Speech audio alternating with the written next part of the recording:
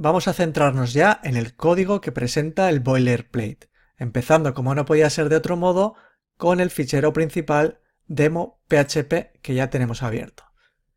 Vale.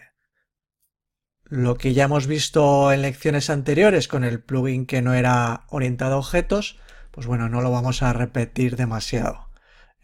Este fichero es el fichero principal, aquí están toda la cabecera que va a detectar WordPress, para ponerle en el backend el nombre del plugin, etcétera, etcétera. La parte de licencia. Y aquí ya tenemos la primera diferencia, y es que este plugin tiene namespace. El namespace es este de aquí que seleccionamos al descargarlo, lo dejamos por defecto como venía. Lo que hace es añadir al código, a todo nuestro código, como si fuera un prefijo. De tal modo que cuando pongamos una función dentro de nuestro plugin, no tenemos que añadirle un prefijo, como se suele hacer en WordPress, para evitar la colisión por si hay otra función en otra parte con el mismo nombre. Entonces vamos añadiendo prefijo a las funciones. Con los namespace no necesitamos hacer eso, porque esto lo que hace es que es como si todo el fichero tuviera ese prefijo. Estamos dividiendo el código y decimos que ese código se encuentra dentro de este namespace, de este prefijo, de este conjunto de datos de PHP que están separados con este nombre. ¿Vale? Entonces con esto ya evitamos la colisión, porque este fichero ya está referenciado con primero un nombre que puede ser el nombre de empresa, y después barra y lo que podría ser pues el nombre del plugin en concreto. En este caso OOP.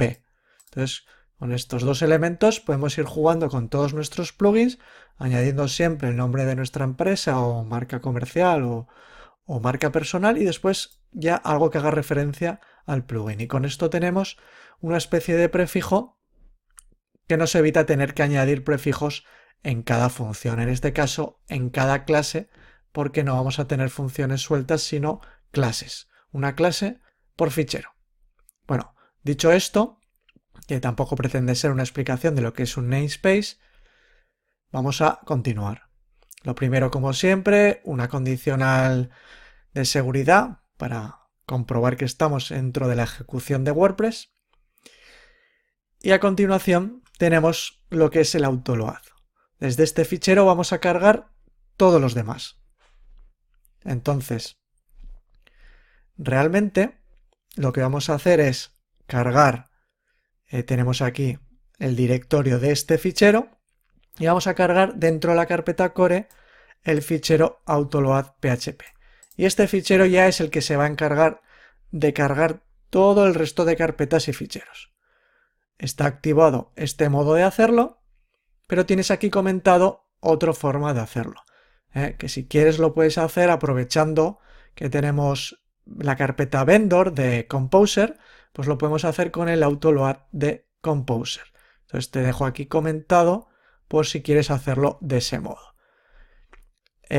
Aquí en los comentarios tienes que para que funcione esto, cada vez que añadas un fichero o hagas cambios en Composer, tienes que resetearlo, este autoload, de este modo.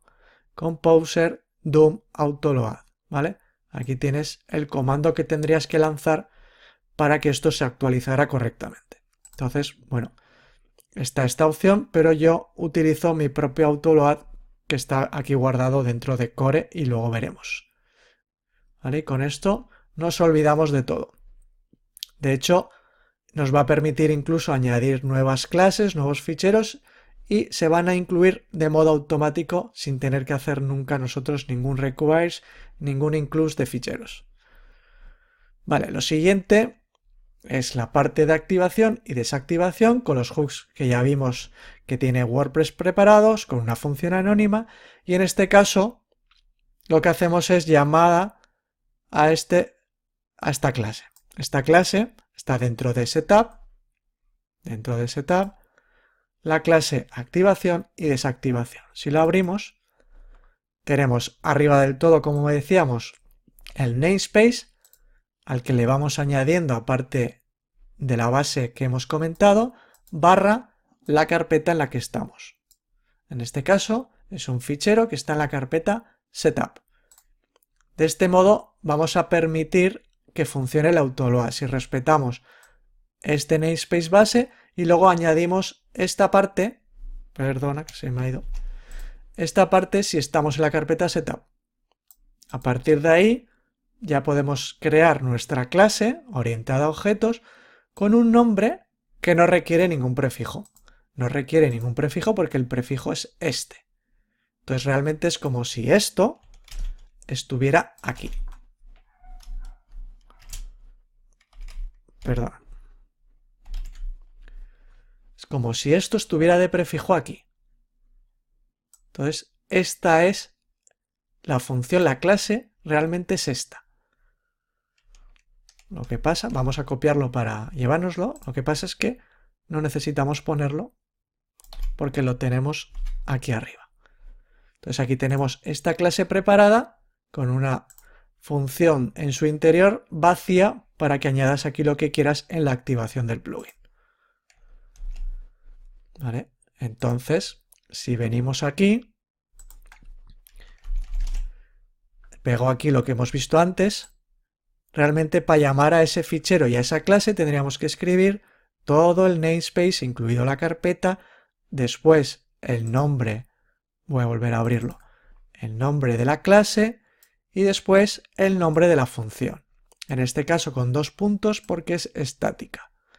Como vemos aquí, 2 puntos, estática. Habría que hacerlo así. Tendríamos que llamarle de este modo. ¿Vale? Lo que pasa es que, como ya estamos aquí arriba dentro de este prefijo, pues no hace falta que lo pongamos. ¿Vale? No hace falta que pongamos todo eso. Entonces, es así como lo estamos llamando.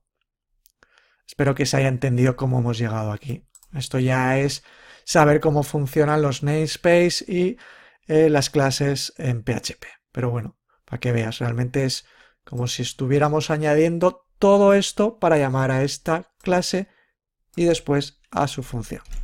Y eso se hace de este modo. Nos evitamos, como vuelvo a repetir, esta parte porque ya la tenemos dentro de este fichero.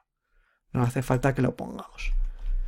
Entonces, cuando se active WordPress, va a llamar a esta clase que está en la carpeta setup y a esta función estática, porque ponemos 2 puntos. Si no fuera estática, pondríamos la flecha. ¿Vale? Entonces, para desactivación lo mismo. Hay otra clase en la carpeta setup para desactivación. Y es exactamente lo mismo, el mismo namespace y en este caso el nombre de la clase que no requiere prefijo porque lo tenemos aquí arriba y una función estática. Exactamente igual, ¿vale? Que esto. A partir de aquí tenemos la carga de la internacionalización. Como hicimos con el plugin básico, hacemos lo mismo, sacamos la información de aquí arriba, el test domain, SumaPress, y lo metemos a la función que ya vimos. ¿Vale? Esto es exactamente igual. Aquí no hay nada raro. Lo hacemos con una función anónima y nos olvidamos de prefijos, ni namespace, ni nada, en este caso. ¿Vale? Y a partir de aquí empieza la ejecución del plugin. Como en la otra ocasión, tenemos una llamada a una función anónima que se autollama a sí misma para evitarnos aquí meter una función con prefijos y ejecutamos nuestra primera clase, nuestra carpeta core, que ahora veremos. Tenemos nuestra carpeta core y nuestra clase core, que va a estar en el fichero class core php. Cada clase está en un fichero y cada fichero se llama primero con el nombre class, siempre, y después el nombre de la clase que hay en su interior. Si la abrimos, dentro tenemos la clase core, con el namespace como hemos comentado, que iría aquí. Sería como hacer esto. El namespace base, la carpeta core y la clase que se llama igual que la carpeta, en este caso. Podemos tener dentro de la carpeta core más clases. El autoload en este caso no es una clase. O en la clase loader, pero en este caso tenemos core que coincide con la carpeta y por eso va dos veces. Primero core carpeta y después core clase. Entonces es como si tuviéramos este prefijo en la clase. Vamos a coger todo como antes y lo vamos a dejar como estaba. Entonces si queremos llamar a esta clase, que va a ser la primera que inicia todo el plugin, tenemos aquí que hacemos nueva clase, que sería como hacer esto. Nuevo, SumaPress OOP, carpeta core, fichero core. Pero como hemos dicho antes, esto de aquí ya lo tenemos en cabecera de este fichero, SumaPress OOP. Entonces no necesitamos ponerlo. Entonces tenemos lo que vemos aquí, core barra core.